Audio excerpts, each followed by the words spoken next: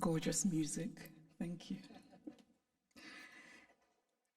President of the Federal Republic of Germany, Dr. Steinmeier, Mayor of Berlin, Minister of Culture and Media, Dr. Monica Grütters, Director of the Humboldt Forum, Professor Dagalo, ladies and gentlemen, good afternoon, actually good morning-ish, it's almost afternoon.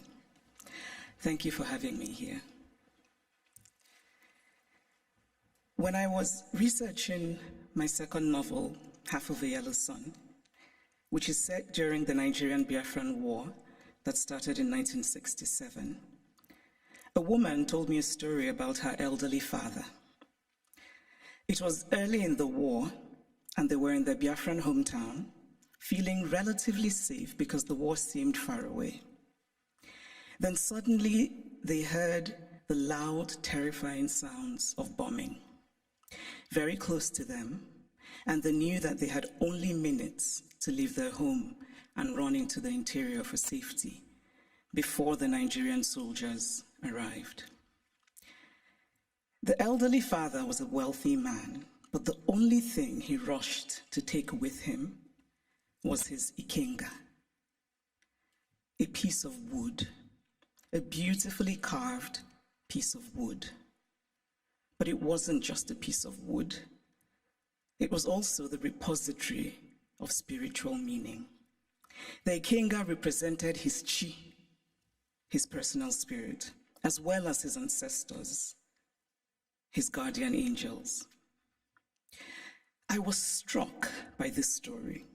This man, facing the possibility of never seeing his home again, chose the thing that mattered most to him.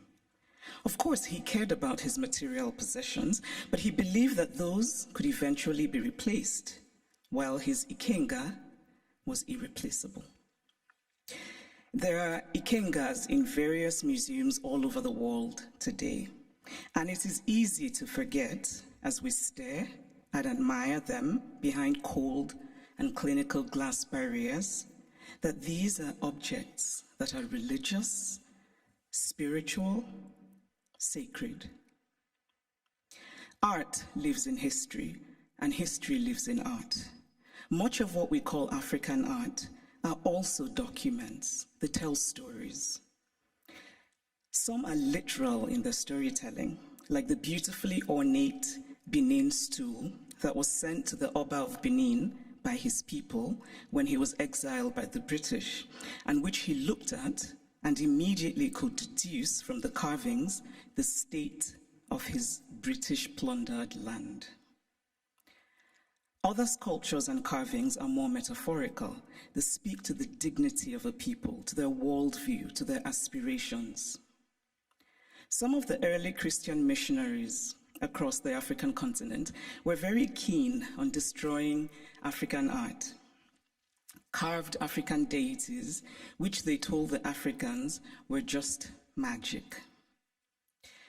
I cannot help but wryly wonder what could be more magical than the story of a man who dies and then magically rises again, a man who also manages to magically give his body as bread. And I say this, by the way, as a newly returned Roman Catholic. The point is that belief systems vary, and as long as they feed the spiritual needs of a people, they're valid. We cannot be dismissive of a belief system merely because it is unfamiliar to us, just as we cannot be dismissive of a history because we are uncomfortable with it. So I'd like to tell a small story about a Nigerian woman who's married to a Belgian and has lived in Belgium for many years. She said once that she was shocked that her son, while being taught Belgian history, was taught nothing about Congo. They teach my son in school that he must help the poor Africans, she said, but they don't teach him about what Belgium did in Congo. Now, if her son does not learn that the modern Congo state began 100 years ago as the personal property of a brutal Belgian king who was desperate to get wealthy from ivory and rubber, If her son does not learn that the hands of Congolese people were chopped off with rusty axes for not producing enough resources to meet a king's greed, if her son does not learn that the Belgian government later ruled Congo with a deliberate emphasis on not producing an educated class, if this young Belgian boy knows nothing of these incidents, then at some point, they will perhaps no longer have happened, because the past, after all, is the past, because we collectively acknowledge that it is so. It is not that Europe has denied its colonial history. That would be too crude. It is instead that Europe has developed a way of telling the story of its colonial history that ultimately seeks to erase that history. The former French Prime Minister, Nicolas Sarkozy, gave a now infamous speech in Senegal, in which he said, "I have not come to deny mistakes or crimes. Mistakes were made and crimes committed. But no one can ask of the generations of today to expiate this crime perpetrated by past generations." This is central to the story that Europe tells itself about its colonial history. It is a story that basically says, yes, colonialism happened, but. And whatever comes after the but is the focus of the story. What the focus on the but does is that it absolves. It frees Europe of responsibility, of a significant and traceable connection to the African present, and it allows Europe the glow of charity. But the truth is that the past does not merely tell us what happened yesterday, it also illuminates what happens today.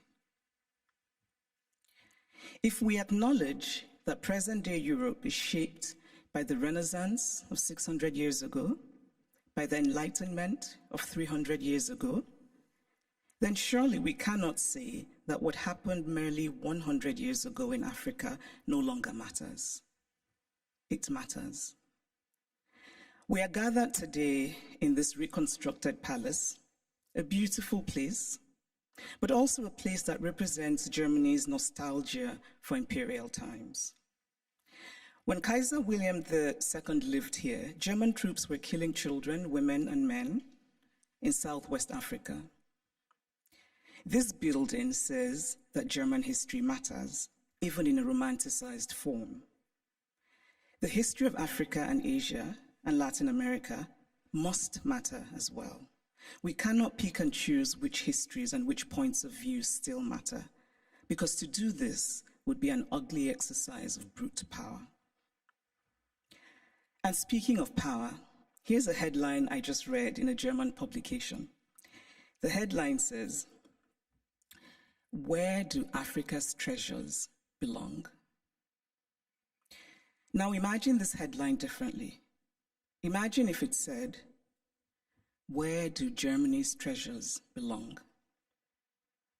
It would be a redundant question, because of course, Germany's treasures belong in Germany. But the question would never even be asked, because there would be no circumstance in which it would be, because of power. And so it seems to me that what we are fundamentally grappling with in this space, in all of these questions about the Humboldt Forum, is power. Unequal power, how we navigate unequal power relations. And there's always been, to me, something shabby about unequal power relations. The victory feels colorless, almost unearned. So I spoke of Belgium and its colonial history, but what of Germany and its colonial history? Do school children here learn about Namibia, what was called the German Southwest Africa? Do school children know that 100,000 Herero people were murdered by the Germans? Do they know of the wells that were poisoned? Do they know of the women used as sex slaves and others as slaves in German camps? Do they know of the Nama people killed and of the Maji Maji revolt in German East Africa? And why should they know? Because to tell only one part of a story is essentially to lie. A story is true only when it is complete.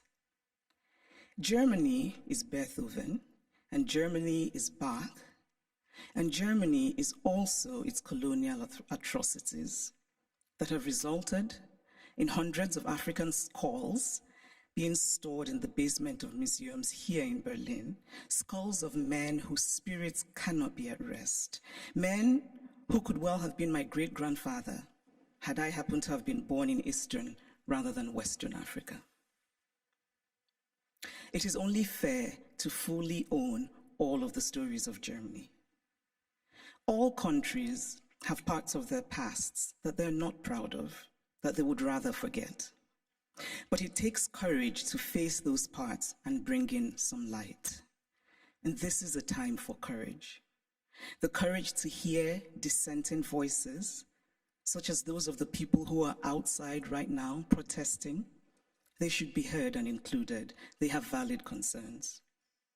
The courage not merely to say, we take your criticism, but to follow it with action. The courage to say, we were wrong. The courage to say about art acquired illicitly, this is not ours. Tell us what to do with it. The courage to do provenance work and to actively use local knowledge. The courage to act and to act now and not become crippled by endless planning and endless talking. The courage to believe that it can be better. We cannot change the past, but we can change our blindness to the past. And why, by the way, is the term ethnological used for art from certain parts of the world and not art for other parts of the world? And then in discussing some of this art that we term ethnological, and I would argue that the language itself already suggests a hierarchy of value, when we talk about this art that was stolen, we're told that they cannot be returned to Africa, for example, because Africans will not take good care of them. It is not merely condescending to say, I cannot return what I stole from you because you will not take good care of it. It is also lacking in basic logic. Since when has the basis of ownership been taking good care of what is owned? This position is paternalistic arrogance of the most stunning sort. It does not matter whether Africans or Asians or Latin Americans can take care of the art stolen from them. What matters is that it is theirs. The brilliant Nigerian artist Victor Hikameno put it much better than I could, and in very Nigerian terms. He says, if I come and steal your wrapper, and I say I won't give you back your wrapper because you will not tie it properly around your waist, or you will not wash it well, and so the colors will fade, or this or that, all are irrelevant. The wrapper is mine, and I can do with it what I will. Give me back my wrapper because it is mine. The metaphorical wrapper, for those of you who are befuddled by wrapper, it's a piece of cloth, should be returned for the reason that Hikameno illustrates, which is respecting the property of others, but also because Europe has defined itself as a place of certain values: progress, liberty, fraternity, tolerance, individual rights, and most of all, the rule of law. A nation that believes in the rule of law cannot possibly be debating whether to return stolen goods. It just returns them. And so if the dignity of those from whom the art was stolen does not matter, then surely this idea should matter, that Europe should be what it claims to be. Live up to the ideals with which you define yourself. I should pause here and note that sometimes these conversations run the risk of sounding like empty moralizing, or like asking for the impossible or the unrealistic, or insisting on an unattainable purity and perfection. Obviously, I don't think everything should be sent back to the countries from which they came. Not everything was stolen. But those things that are sacred, those things for whom people were killed, those things that have in them the stains of innocent blood, should be returned. Obviously, we do not have all the information. There are facts lost in unrecorded history, but we can draw reasonable conclusions based on information that we do have. We can deduce, for example, that the Ngonso, the beautiful sculpture of the founder and guiding spirit of the Nso people of Cameroon, a former German colony, could not possibly have been obtained under benign circumstances, because why would you willingly give up your guiding spirit? It is also important to remember that not all wounds are visible. Some wounds we carry in our hearts, inherited from our parents, passed on to our children. But this discourse is, of course, not just about the Humboldt Forum. It is about museums all over Europe, in France, in the Vatican, in Britain. And I must acknowledge that Germany is the first of the powerful European nations that has made a gesture towards returning the Benin bronzes. But it is also interesting that the announcement said that a substantial amount would be returned, which made me wonder how this would be determined and by whom. And it is equally interesting that it is British colonial loot rather than German colonial loot that is being returned by Germany. But still, it is progress. And Germany's action, this gesture towards righting what is wrong, must be acknowledged. My acknowledgement of it is not to say that the work is done, but that the work has started, and that perhaps a place like the British Museum, and I know that Neil is here, which owns the majority of the Benin bronzes, might perhaps be inspired by the German decision, and that hopefully the British Museum will rethink and that hopefully the British Museum will rethink its policy of retain and explain, which is unacceptable. So this is the Humboldt Forum.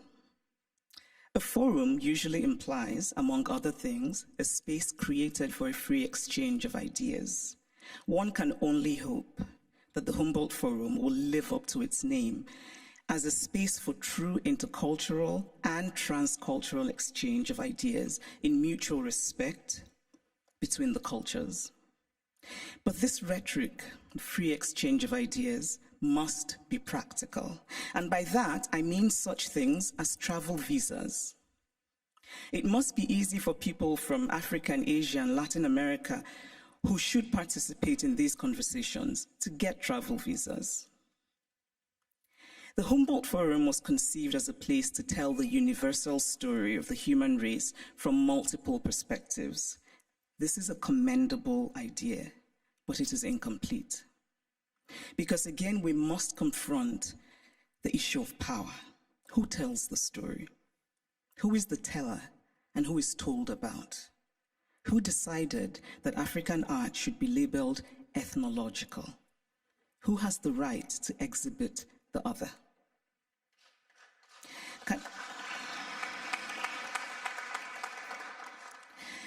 Can the Humboldt Forum be an opportunity? Can it become, among other things, a project of remembering, solemn, honest, mutual, and respectful? In conclusion, I want to say that I believe very much in dialogue. And I really believe that we can recreate the world by acting more courageously. To act with courage is to have concrete hope in a better future. We carve out a small space of the world, we shape and we reshape it, and in that way, small slice by small slice, we walk slowly, yes, but we walk on the path to real progress. Courage and hope are intertwined. Courage is an act of hope, and hope is born of courage. Acts of courage create hope, and there is nothing more essential to the human spirit than hope. So here's to courage. Thank you.